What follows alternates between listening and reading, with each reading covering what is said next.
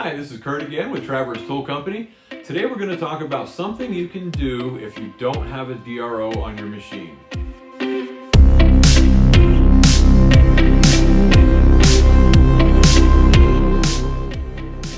I don't have a digital readout on this machine, otherwise known as a DRO. So when I need to do something really accurately, then I just use my indicator, my dial indicator. I put it on a magnetic stand.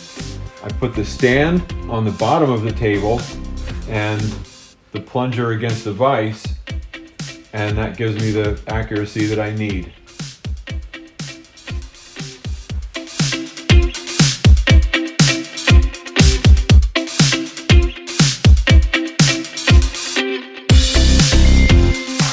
Thanks for watching. Tune in again next week for the next episode of Tips, Tricks, and Hacks.